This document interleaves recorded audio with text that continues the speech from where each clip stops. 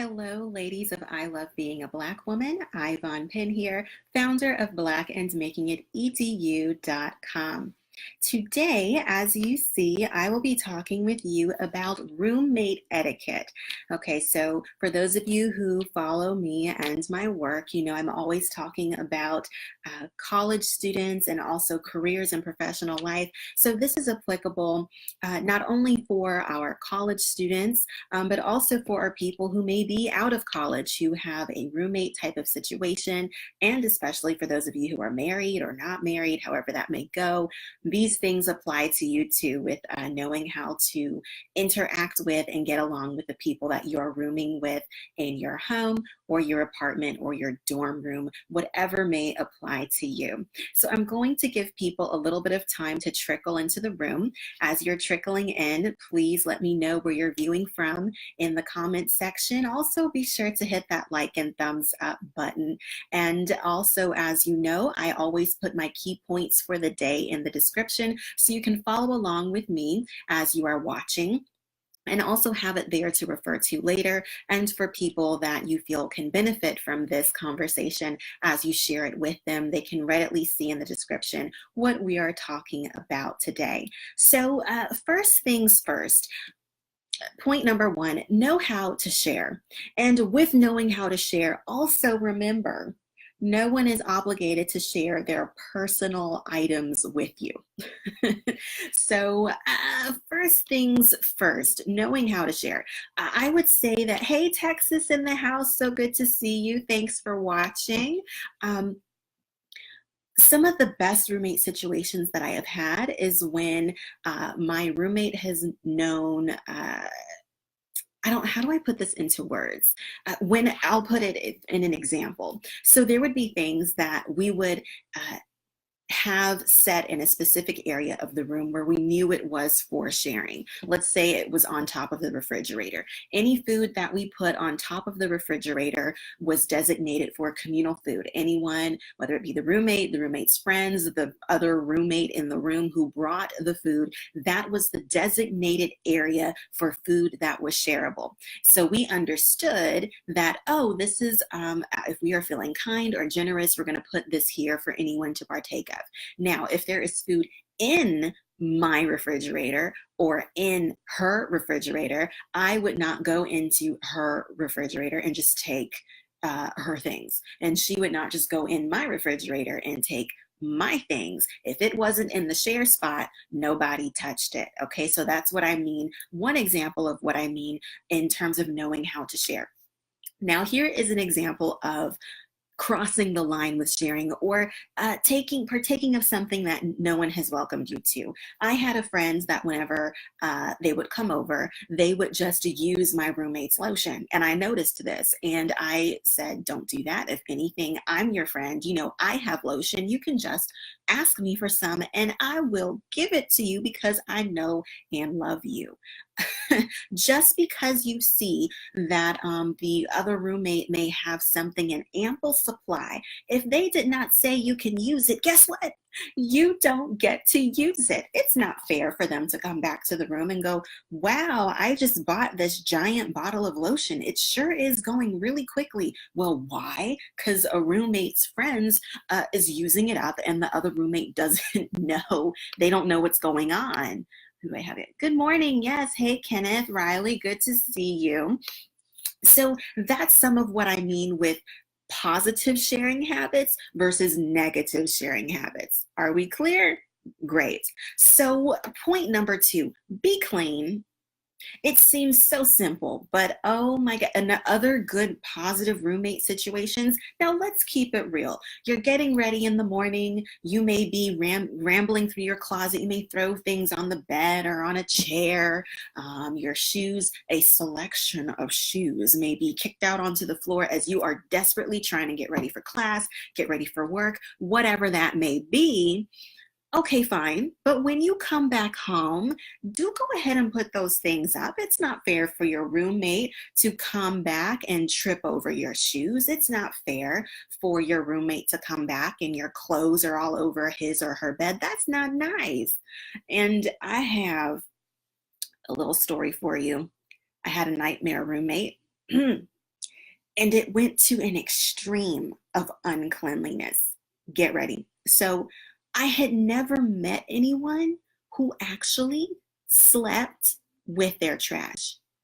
I had never in my life met someone who would drink the can of soda. They're, sitting on their bed, they're studying or doing their homework. And I'm like, okay, they're enjoying their soda. But then nighttime comes and they go to bed and the can is just in the bed with them. Okay. And then this goes on for a few days. So then their McDonald's meal, they eat it. And then the bag and the containers are in the bed with them when they go to bed. So a week goes by and this trash is accumulating in the bed. And I'm just thinking, oh my goodness, what in the world, what planet are you from that you are sleeping with your trash? So simple things, guys. There's a trash can. I would try to, drop little hints. I would take out my trash and say, do you have any trash you'd like for me to take out for you? And surprisingly, this person would say no. Other thing, person had a cup of hot chocolate, left it on the desk for days. It began to separate, get ugly, stink. This person knocked it over on my rug, knocked this nasty liquid over on my rug. And I was highly upset. So when I say be clean, okay, exhibit A, normal disarray, getting ready, even if you're, making your little lunch and you're in a hurry and maybe you leave something out, but when you come back home, put the things away. And by no means ever sleep in your trash or let your trash creep over to the other side of the room. If you want to be messy, keep it on your side. One day I came home and this person's Afro puffs are on my side of the room. Not only on my side of the room, it is in front of my refrigerator mixed with crushed Cheeto dust. Whew, don't be that person. Do not be that person. Okay, be clean. Point number 3, be courteous with visitors. This is something, again, whether you're a college student, professional, either one, be courteous with the visitors, especially in college where it's just a room. It's just the dorm room. If you are grown and in your own house or whatever, there's different areas of the room you can go, a house you can go to for privacy. But if you are a college student and you just have a dorm room, it's hard to find privacy. You may not feel like going to the library that day. You may want to study in the comfort of your own home, aka your dorm room. The last thing you need is your roommate bringing over a caravan of friends to socialize in the room. Now, this is not to say that you and your roommate can't ever have friends over. That's not what I'm saying. But particularly in the college dorm situation with your roommate, make visitation hours, make quiet hours that okay, we're rooming together, and let's say we only have friends over on Saturdays. Any other weekday, if friends are over, it's during the day, during class time when people are in and out. But once 8 p.m. hits, it's officially just a place of study, okay? These are things that you can put in place so that you and your roommate don't have any misunderstandings, and it simply facilitates you as you are in your studies and what you are seeking to accomplish. Let's see, I have another comment over here. Thank you, Naomi. Thank you for tuning in today. So yes, what was I saying? Make those visitation hours between you and your roommate so there's no confusion. And if you are the friend who wants to bring friends over and your roommate says, oh, I have a big test tomorrow, don't say, well, you can go to the library. That is the wrong answer. They are paying for the dorm room and they should get to study in there if they feel like it. You and your friends who want to socialize, go somewhere else, okay? All right, now, point number 4, respect first and foremost that the dorm is a place of study, not a social hangout. I kind of already addressed that. So moving on to point number 5, keep your alarm clock in check. Now, this may seem strange, but I have another story for you. This was another roommate that I had. would set multiple alarms. Now, how many of you are multiple alarm people? You know, you got to get yourself into the groove. You know, you're trying to psych yourself out. Oh, I'm getting extra sleep. So you set one alarm for an hour before you have to get up. So you feel like, I got an extra hour of sleep. I get you. I get it right there. But now make sure that you understand how your alarm clock works. I had a roommate too, actually, who would set alarms, but they might be set for PM instead of AM or something like that. Long story short, it could be midday and they are gone and their alarm clock is going off. I don't know how to turn it off. Everyone on the hall is annoyed and upset because this alarm is going off. Just be courteous with the alarm clock. Make sure you set it correctly so that you're not disturbing other people because it is aggravating. All right, point number 6. Now, this is important. When you are rooming with somebody, you have to know how to communicate. You know, I'm always talking about communication. In this sense, it's a little different. Long story short, if you have a concern with your roommate, an issue, voice it respectfully. You know, this doesn't have to become a yelling or a screaming match by any means. Just say, hey, you know, roomie, can we talk? I've been trying to, I don't know what the issue might be. Every Saturday you have your friends over, and frankly, Saturdays are really the best time for me to study. Do you mind if we work out something where we can at least compromise, where maybe part of the Saturday, it can be your hangout time with your friends, but a part of that Saturday is also designated study time. That's just an example I made up off the top of my head. But try to work things out in a nice, mature way. You don't have to yell, you don't have to scream. And also make sure you voice the concern, because here's what happens. If you just hold all of that in and just in our scenario I just made up, every Saturday you just start to fume and people don't know why you're irritated, don't know why you're acting funny, all those different things, why you're being shady. It's because you didn't voice something that's bothering you.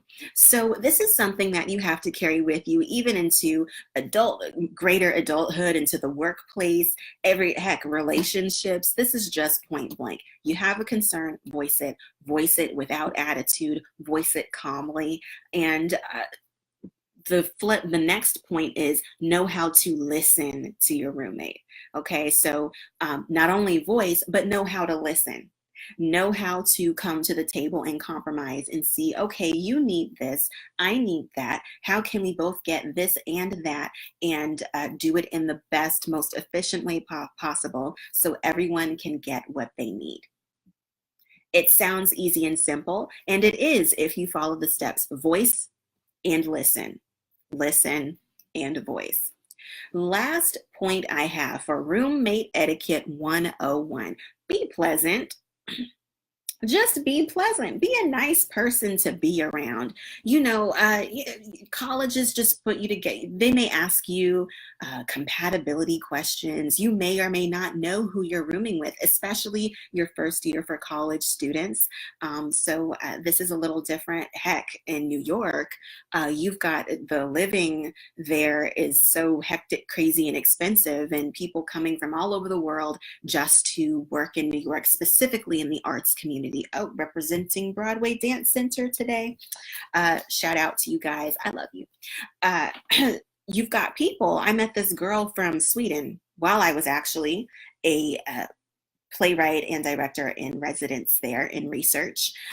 Met a young lady from Sweden.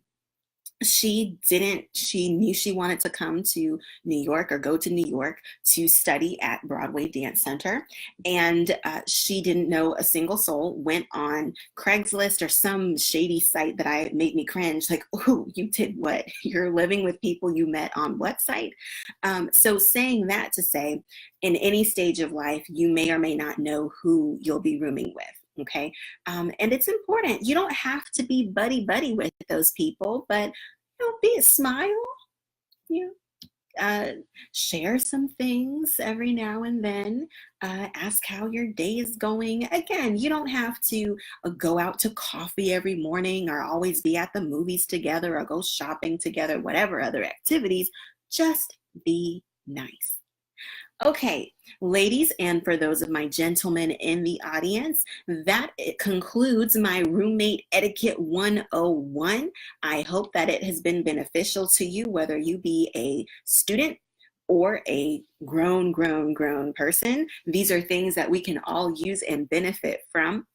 As you know, I am the founder of blackandmakingitedu.com, where I not only offer my tutoring services in effective written and verbal communication, whether it be college papers, things that you're working on for job applications, those sorts of things that you need help and assistance with, keyword help and assistance, not doing it for you. I am well aware of the scandal that's currently out there with people paying folks to do things to get them into school. That is not what this is. This is giving you the skills you need to do work for yourself. But I not only tutor in those areas, but I also do exactly what I'm doing here. I share my tips for success for students and professionals. So if you enjoy conversations like these that are helping to propel you forward and give you the skills and tips you need to excel, please subscribe to blackandmakingitedu.com. I also appear on flynubianqueentv.com, where there are lots of other different contributors from talking about things from business to finance to beauty tips, all of those different things. Beautiful Black women there talking and doing their thing. So swing through there and show them some love. As you know, I come to you every Monday, Wednesday, Friday, right here on the Facebook page. I love being a Black woman at 4:30 p.m. Central.